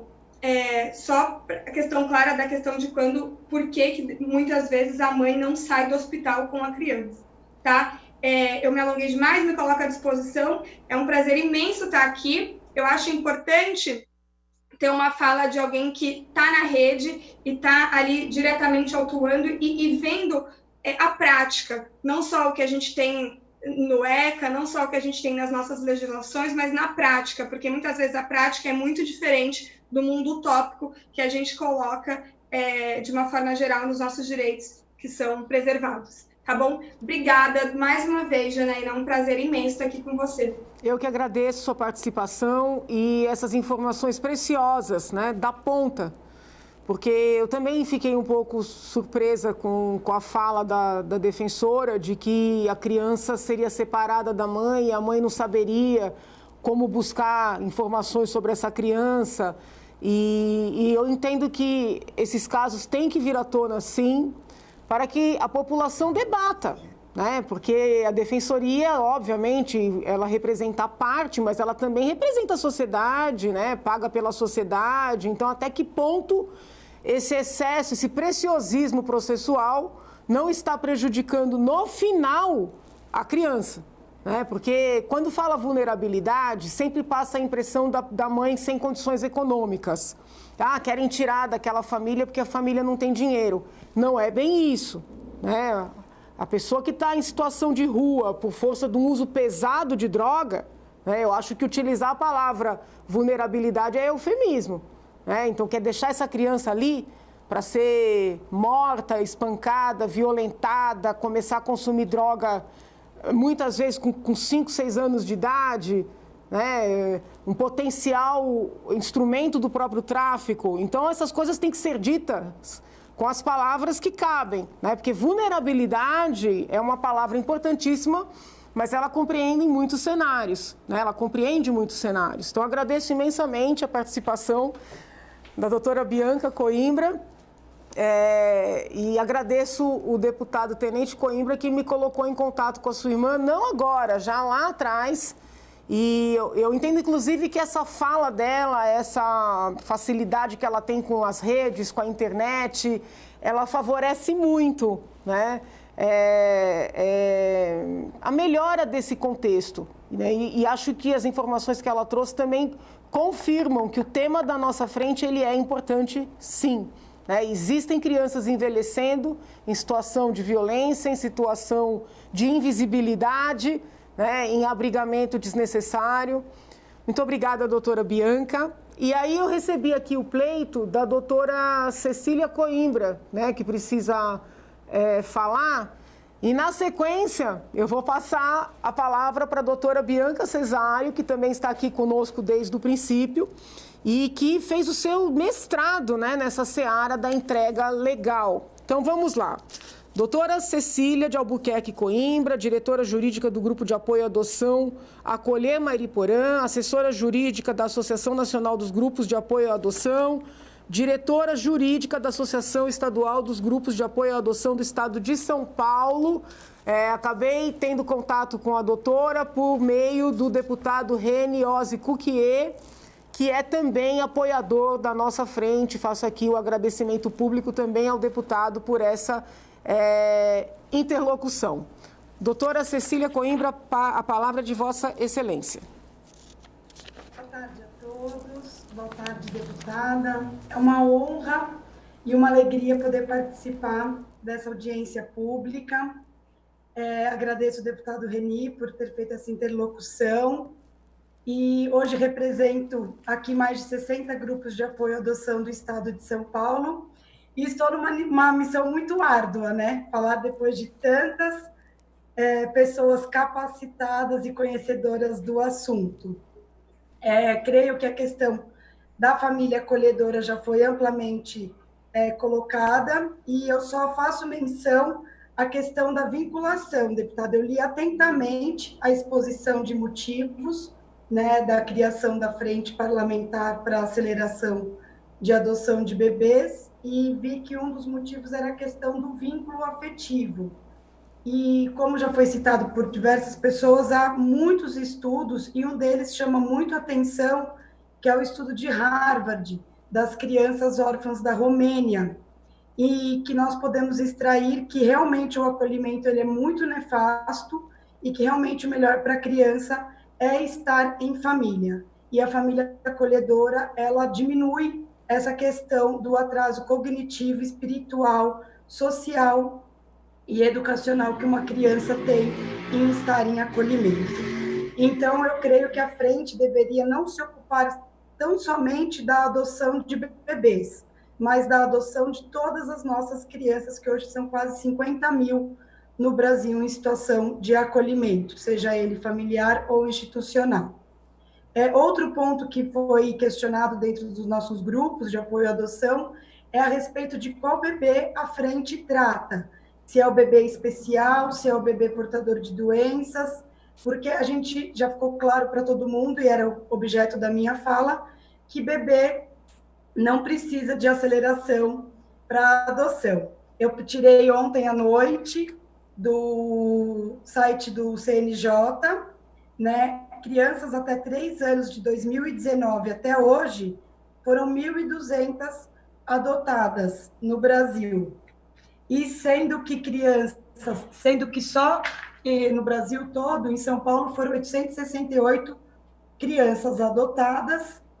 E então a gente tem números que mostram que as pessoas buscam somente essa adoção. De 3 a 6 anos, foram 1.000 crianças adotadas. A gente tem também um número que é de 58% dos pretendentes à adoção que aceitam apenas crianças até 4 anos. E 61% aceitam somente crianças saudáveis. Então, creio eu que a frente deva se ocupar não só da adoção de bebês, nobre deputada, mas também da adoção de grupos de irmãos, da adoção de crianças maiores e das adoções necessárias. Há 18 anos eu sou militante dos grupos de apoio à adoção, há 18 anos eu tenho prática efetiva e direta nos tribunais e nas comarcas. O que eu vejo é um desparelhamento muito grande dos setores técnicos, aquilo que o doutor Gabriel falou. Os juízes precisam de respaldo, né? Essa prática da destituição liminar do poder familiar, ela é amplamente utilizada pelos juízes, muito embora alguns ainda sejam resistentes a isso. Hoje a gente não vê mais crianças em abrigo crescendo e esperando uma definição da sua situação jurídica. Liminarmente tem sido proferida essa decisão e as crianças têm sido encaminhadas para suas famílias adotivas. Nós não usamos o termo nos grupos de apoio à adoção de famílias substitutas. Nós entendemos que a adoção ela é uma filiação de primeira categoria. E nós entendemos, acima de tudo, que a adoção ela não é para a família, mas ela é para a criança. Nós não buscamos o inverso, né? Não é uma criança para fazer uma família feliz, mas uma família para uma criança, para que o artigo 227 da Constituição Federal seja efetivamente feito pelo nosso país, que se cumpra a lei, né, efetivamente. Existe um provimento, que é o provimento 36 do Conselho Nacional de Justiça, que determina que varas, que comarcas com mais de 100 mil habitantes tenham varas especializadas da infância e juventude. Nós vemos que esse provimento não é seguido. Eu vou dar um exemplo prático da minha cidade, que é Mariporã, em que há um fórum, em que há comarca com 2 varas cumulativas. E não há psicólogo lotado, há somente 2 assistentes sociais. O último concurso do tribunal foi de 2017 e nem todas as vagas foram preenchidas. Então, eu creio que a frente deveria verificar essas questões mais técnicas a respeito do porquê do entrave, do andamento dos procedimentos, da demora. A defensoria realmente já foi amplamente debatida a sua atuação aqui. Há uma certa demora nas destituições em razão da interposição de recursos sem fundamento, mas, acima de tudo, eu também creio que a frente deveria se ocupar, Excelência, da criação da lei da entrega legal.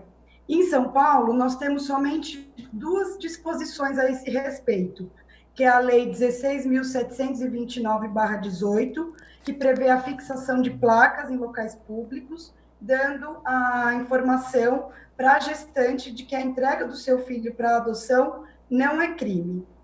Né? O abandono sim, mas a adoção não.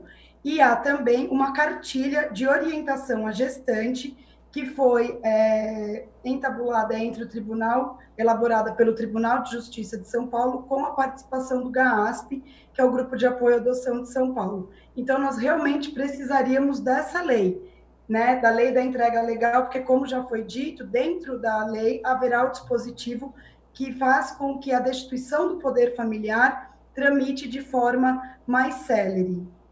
E, por fim, eu gostaria de dizer que nós, dos grupos de apoio à adoção, temos a honra e a satisfação de poder estar aqui hoje, e gostaríamos de dizer também que podemos somar forças com uma outra frente de adoção que já existe também em curso. Estamos à disposição para essa interlocução, e lembrando que a adoção não é caridade, a adoção não é filiação de segunda adoção, e que ter filhos a adoção é só mais uma opção da forma de filiação, que nunca deve ser vista como a última opção.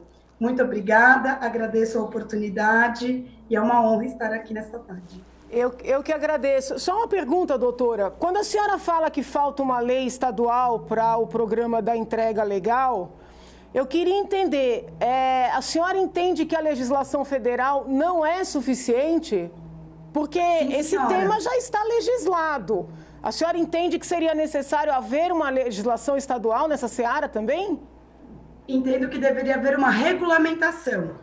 Entendo que deveria haver uma efetivação, porque como já foi dito pela Bianca Coimbra, quando a gestante ela decide realizar a entrega, as pessoas não sabem a forma com que devem tratar essa gestante. Não se sabe se chama o conselho tutelar, não se sabe se chama assistente social do fórum, se chama assistente social do hospital ou do abrigo. Há ainda muito preconceito no Brasil, né? Na verdade, a mãe que entrega o seu filho para adoção, ela é um ato corajoso e de amor, mas a sociedade ainda enxerga essa mulher como uma criminosa que está abandonando o seu filho. Como foi falado de manhã, ainda se vê muito como se a maternidade fosse um ato sublime e que todas as mulheres devam gostar de ser mãe e devam amar os seus filhos, quando nós sabemos que não é bem isso, que existe esse direito da mulher, né, não desejar essa criança.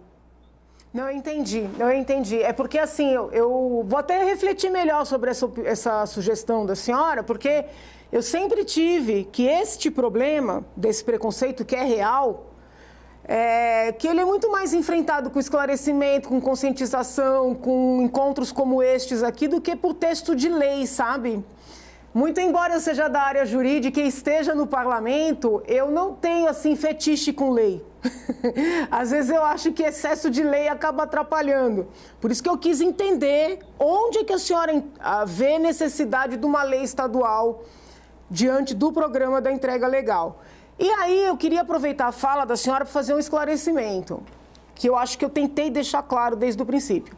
Esta frente, ela não tira a importância da outra frente, que é presidida pelo deputado Caio França, que inclusive conversamos sobre o tema, ou dos muitos encontros que são feitos Brasil afora, ou do programa do próprio Ministério dos Direitos Humanos, de incentivar a adoção tardia, né? E a adoção de crianças e adolescentes em quaisquer circunstâncias, com deficiência, sem deficiência.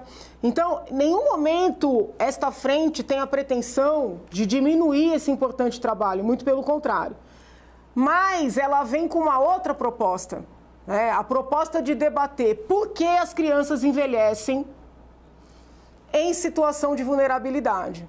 E eu divirjo da senhora, quando a senhora diz que as várias falas mostraram que isso não é real, que não existem bebês. Eu divirjo, porque O doutor Iberê trouxe dados a evidenciar que 55% das crianças que são colocadas em famílias acolhedoras, depois são colocadas no sistema de adoção, né? Uma parte um pouco menor é que consegue retornar à família biológica. Ora, nesse trâmite, essa criança envelheceu. Nós tivemos o depoimento do doutor Hélio, que adotou 3 irmãos, né? A primeira filha com 9 anos de idade e ainda assim teve que aguentar 7 anos de processo por força dos recursos da Defensoria. Então, é uma frente diferente, doutora, né? Eu sei que gerou muito inconformismo, gerou uma certa resistência, mas se eu abrir o leque, ela perde o sentido, entendeu? Isso não significa... Eu compreendo. Entendeu? Também não sou a favor de milhões de leis, né? Pegando o gancho, também não sou a favor, mas eu creio que a regulamentação ela é necessária e a conscientização tanto dos profissionais da saúde quanto, né, das assistentes sociais, dos centros de atenção de gestante. Relativamente à questão da adoção de bebês, doutora, por mais que tenham bebês, o que a gente quer dizer é que bebês, não falando um termo vulgar até, bebê não esquenta abrigo. Bebê rapidamente, como disse o doutor Gabriel, como disse o doutor Iberê, como disse o doutor Reinaldo, rapidamente há esse estudo, né, multidisciplinar, e esse bebê é colocado em família adotiva. Nós não temos bebês crescendo em abrigo, até porque a grande maioria dos acolhimentos, eles acontecem com crianças de quase 7 anos, como disse a Bianca, não é que ele começou a sofrer ali naquele bebê, o bebê acaba vindo junto, às vezes, com os irmãos maiores. Então, nós, dos grupos de apoio à adoção, não somos contra a criação da frente, de forma alguma.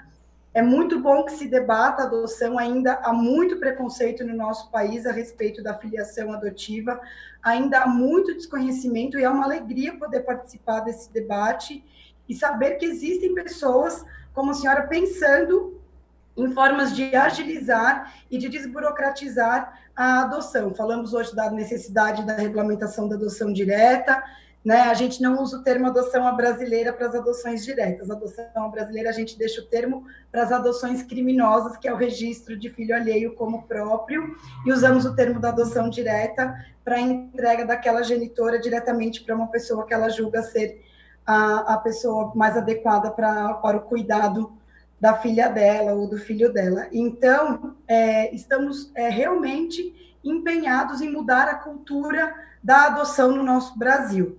Né? A adoção não pode ser vista como um ato de caridade ou de felicidade para quem adota, mas sim como uma oportunidade para essa criança de estabelecer vínculos saudáveis, seguros e para sempre. Muito obrigada, deputada. Eu que agradeço a honra de poder contar com a sua participação, portas abertas para todas as sugestões. E, muito obrigada. Para fechar o nosso encontro, vamos ouvir a doutora Bianca Cesário, né? Eu novamente aqui como professora coruja, né? Também tive o prazer de orientar a Bianca no mestrado. A Bianca é mestre em Direito Penal pela USP, é especialista em Direito Penal Econômico e Europeu pelo Instituto de Direito Penal Econômico e Europeu da Faculdade de Direito da Universidade de Coimbra, é graduada em Direito e Comunicação Social pela Universidade Paulista, é advogada. E ela fez o seu mestrado tratando justamente desse tema que é a entrega legal. Lembro muito das nossas reuniões, né? Em certos momentos, achei que Bianca estava sendo radical demais, né? Mas como é minha linha de trabalho, eu sempre respeito o posicionamento do pesquisador. O meu papel não é impor, o meu papel é dialogar, né? É fazer ponderações, digamos assim, provocar o pesquisador, né, a pensar outros caminhos. Então, o trabalho da Bianca foi muito importante porque ela traçou todo um histórico, não só dessa relação da mulher com a maternidade, mas um histórico das possibilidades, né, no Brasil e no mundo, de a mulher, né, dar à luz e entregar esse seu bebê. E ela apresenta esse histórico de maneira muito positiva e apresenta uma crítica muito contundente ao sistema vigente. Então, é um trabalho que eu considero absolutamente importante, né? Não sei se ela vai conseguir lembrar, trazer os detalhes todos, seria bastante relevante. E esse tema da entrega legal, ele é importante porque ele perpassa muito o debate que a própria Bianca Coimbra trouxe, que é o debate em torno da interrupção da gravidez, né? Os formadores de opinião lidam bem com a ideia de uma mulher interromper a gravidez, abortar, mas insistem, né? Alguns até por meio de recursos infindáveis, que a mulher que leva a gestação até o final fique com uma criança que ela entende que ela não quer ou não tem condições de ficar. Então, percebam que esse nosso diálogo, ele tangencia outros tantos diálogos não menos importantes. Então, sem mais delongas, para fechar esse nosso encontro, eu passo a palavra para a doutora Bianca Cesário, agradecendo imensamente a participação e a paciência de ficar conosco aqui desde o início até este momento. Doutora Bianca, a palavra de Vossa Excelência. Obrigada, professora Janaína. Eu que tenho a honra, para mim é uma honra participar dessa audiência pública, tá? E eu espero que eu consiga contribuir de alguma maneira para a própria celeridade da adoção de crianças, tá? Eu agradeço imensamente o convite, cumprimento também meu colega, o Dr. Gabriel Surmani, meu colega aqui de mestrado, e vamos lá. O primeiro ponto que eu gostaria de colocar é a questão da romantização da própria maternidade. Tá? A nossa sociedade, a sociedade aqui ocidental, ela imagina que a partir do momento que a mulher descobre que ela é gestante, automaticamente ela já ama aquela criança. E nem sempre é assim, tá?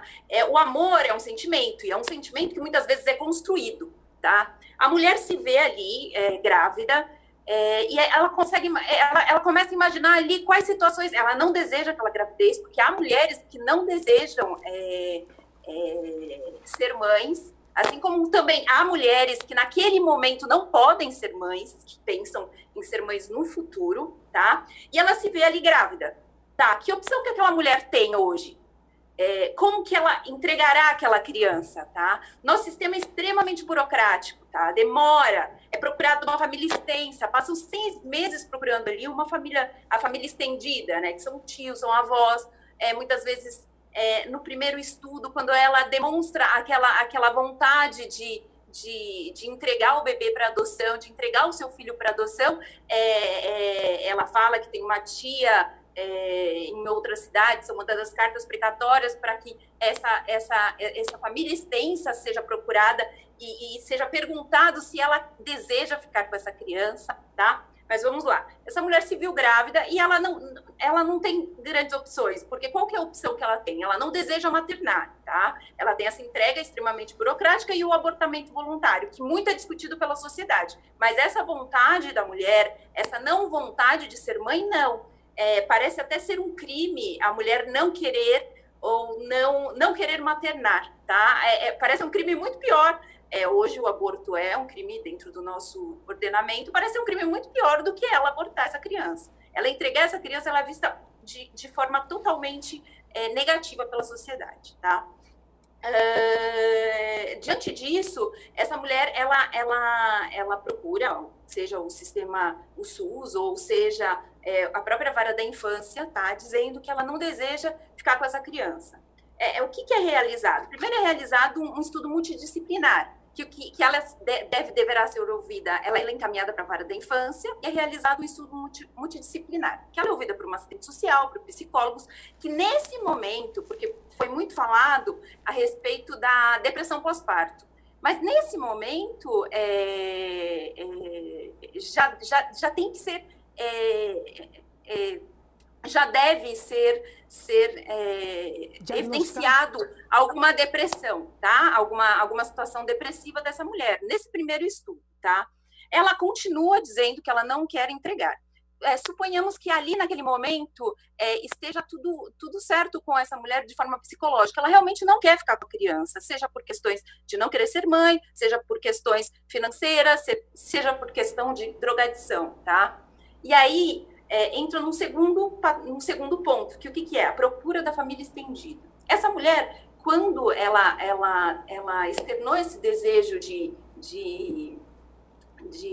não ficar com essa criança, muitas vezes ela não está amparada por uma família.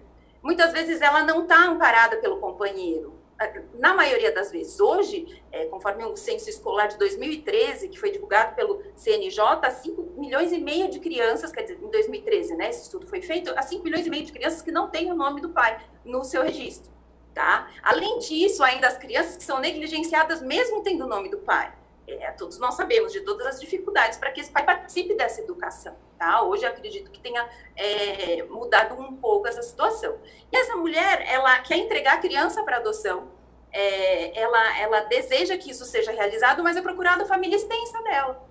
E nessa, ela é colocada até numa situação constrangedora, porque a família acaba sabendo que ela não quer ficar com essa criança. E muitas vezes a família fica constrangida de dizer não para o judiciário. Não, a avó fica constrangida de dizer não para o judiciário, de dizer não. A tia fica constrangida também de dizer não para o judiciário. Não, eu não quero essa criança, nós não queremos ficar com essa criança. O pai, ele pode reivindicar, né, essa criança, mas muitas vezes ele nem aparece e nem é indicado por essa mulher, porque ela foi negligenciada pelo genitor, tá? Passando-se isso, essa questão de procura da família estendida, o tempo que isso demora é 90 dias, prorrogáveis por mais 90 dias, tá? Só nisso, na procura da família estendida, nós temos 6 meses. Essa mulher falou lá no início da gestação dela, ou no meio da gestação dela, que ela queria entregar essa criança.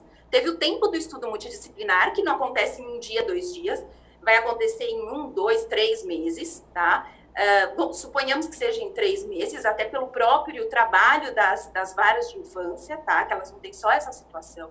Tem a procura da família estendida, 90 dias por mais 90 dias. Nessa criança já está com 9 meses. Ainda depois disso, depois dela externar esse desejo de entregar o seu filho para adoção, ela que está sozinha, e suponhamos que a família estendida diga não, é marcada uma nova audiência, tá? Para que ela, nessa audiência, na presença de um promotor do Ministério Público, na presença de um juiz, na presença de um defensor público ou do seu advogado, nessa audiência ela vai dizer que ela efetivamente não quer, e a partir desse momento, do trânsito em a partir dessa audiência, ainda tem mais 15 dias para a desistência, tá? E só a partir disso é que haverá o trânsito em julgado, que é? Essa criança realmente, ela não tem a família biológica ali do lado dela, que queira criá-la, só a partir desse momento é que ela está apta para adoção. Eu ouvi, acho que o doutor Iberê, o excelentíssimo doutor Iberê, falou que hoje, no Brasil inteiro, a gente só tem uma criança com menos de 1 ano que está apta à adoção. Por que será que essa criança está apta à adoção? Só uma criança? Porque o próprio procedimento de entrega já passou mais de 1 ano. Tá? O procedimento de entrega é extremamente burocrático, demora-se muito esse procedimento, e isso deveria ser abreviado, tá? Para você ter uma ideia, na França e até ultrapassando até as questões aqui colocadas, que no Brasil já foi comentado, mas que é uma questão muito controversa e que eu particularmente defendo, a entrega anônima da criança, tá? A entrega anônima, a entrega legal, anônima, o acompanhamento do parto, do pré-natal por essa mãe dentro do SUS, e que ela entregue de forma anônima a essa criança, tá? Isso já existe em outros países desenvolvidos, inclusive. França, Alemanha, possuem esse instituto. Talvez por isso que lá não tenham crianças para adoção. A partir do momento que a mãe entrega o seu filho para adoção, na França, por exemplo, é feito um estudo interdisciplinar no início, né? Essa entrega não é como antigamente, aquela roda dos enjeitados, ela é acompanhada, tem todo um programa ali dentro, tá? Todo um programa que pode dar o apoio para essa mulher, tá? Não é algo assim, eu vou lá e entrego meu filho, ela tem todo um acompanhamento. Ela, a partir do momento da entrega, que é verificado que não é uma depressão pós-parto, na França, ela tem 2 meses para reivindicar a maternidade. E aqui no Brasil, ela diz que não quer, procura-se a família estendida, após a família estendida, ainda marca-se uma nova audiência, então a criança vai crescendo. E ainda há muita romantização da questão da família biológica, que ela seria o melhor para a criança. quando na verdade não, muitas vezes não é isso que acontece, tá? Não é o melhor naquele momento para a criança, não é o melhor para a criança a família biológica, até porque quando a família estendida é procurada, ela às vezes se sente na obrigação de ficar com aquela criança. E o doutor Hélio, ele comentou dos filhos dele que eles estavam com a família biológica, com a família estendida, e que depois de 2 anos com a família estendida, eles foram devolvidos para a institucionalização, tá? Então, hoje eu acredito que aqui no Brasil, a nossa sociedade, ela romantiza demais essa questão da família biológica, que a família biológica deve se batalhar e batalhar e batalhar ali para que a família biológica fique com essa criança, essa criança está crescendo institucionalizada, seja num abrigo, seja numa casa de acolhimento. Por quê? Porque, vamos lá, a família biológica diz que quer ficar com a criança nesses 180 dias, tá? Isso lá no parto, a mulher já disse que queria entregar a criança. A família biológica diz que quer ficar com essa criança. Só que quando essa criança está ali com 3, 4 anos, muitas vezes essa família devolve essa criança para a institucionalização. E a possibilidade dessa criança ter uma família que esperou por 4, 5 anos por ela, cai vertiginosamente, tá? Outro ponto que eu queria levantar é até com relação, é uma questão até penal, tá? Com relação, eu tenho aqui dados da Divisão de Assistência Policial de Comunicação Social da Polícia Civil do Estado de São Paulo, tá? Sobre os boletins de ocorrência registrados no Estado de São Paulo de 2016 e 2017. De exposição ao abandono de recém-nascidos, tá? Em 2016, nós temos, dentro do Estado de São Paulo, nós tivemos 15 boletins de ocorrências que foram registrados com exposição ao abandono de recém-nascidos. Isso quer dizer o quê? Que a criança foi encontrada. Muitas vezes a criança nem é encontrada. Essa mulher que não desejava ficar com essa criança, tem em becos essa criança, infelizmente, vem a falecer.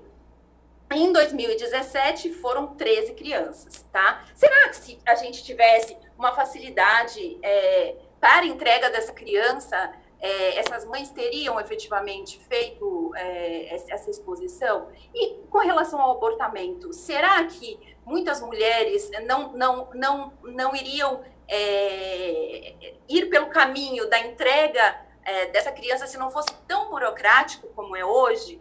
Então, eu vejo que uma das questões muito fortes, muito presentes com a questão do crescimento da criança dentro das instituições, é essa burocratização da entrega dela. E para você ter uma ideia, na França, a família estendida não é procurada. É o direito da mulher e do pai entregar essa criança. E aqui não, aqui se procura tia, cunhada, prima, que muitas vezes nem sabem que existia a gravidez, e aí falam, puxa vida, eu vou falar para o juiz, vou falar para o Ministério Público que eu não quero ficar com essa criança, pega essa criança. E com o tempo vê que não consegue ficar com essa criança e devolve essa criança para a institucionalização.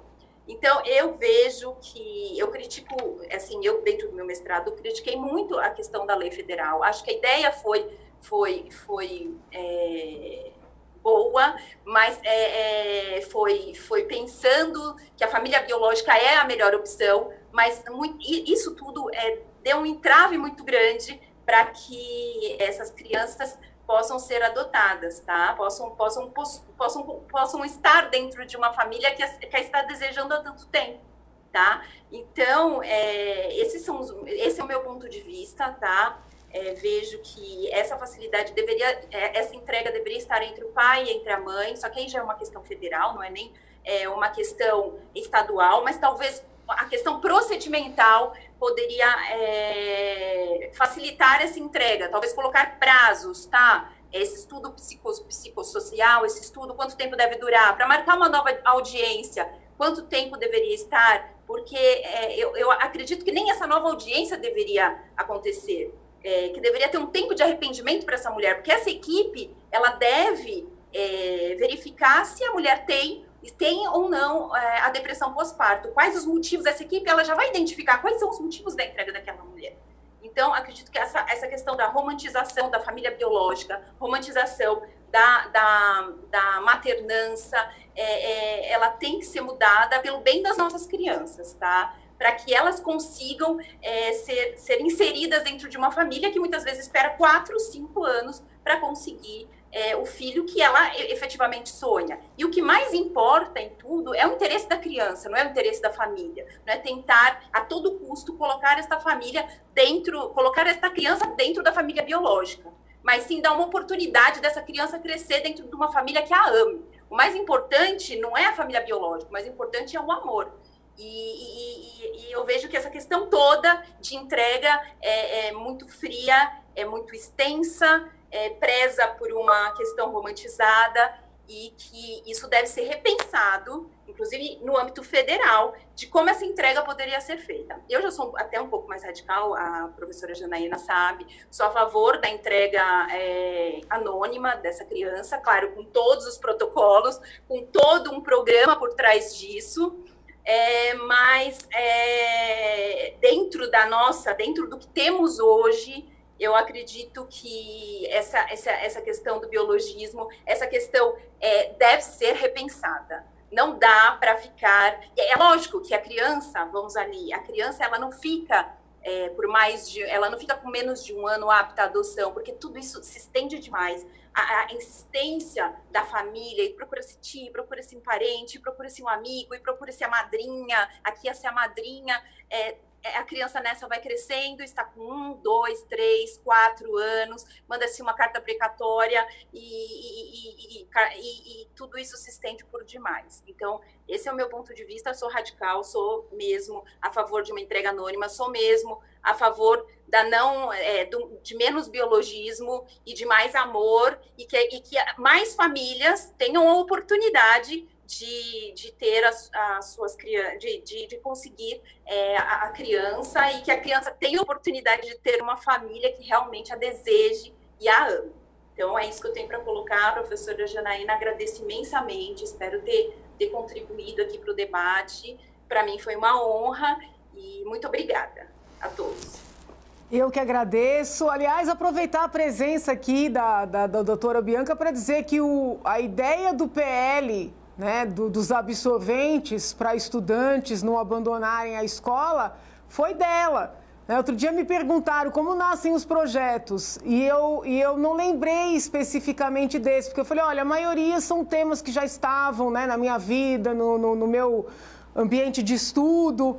Lembrei de um PL que foi ideia de uma paciente que precisou fazer mastectomia, mas eu esqueci o do absorvente. A ideia do PL do absorvente foi da doutora Bianca. Então, quem gostou, o mérito é dela. Quem não gostou, a culpa é dela. Então, eu queria agradecer também a doutora Bianca, que ficou conosco desde o princípio, todos os que participaram e puderam ficar até o final.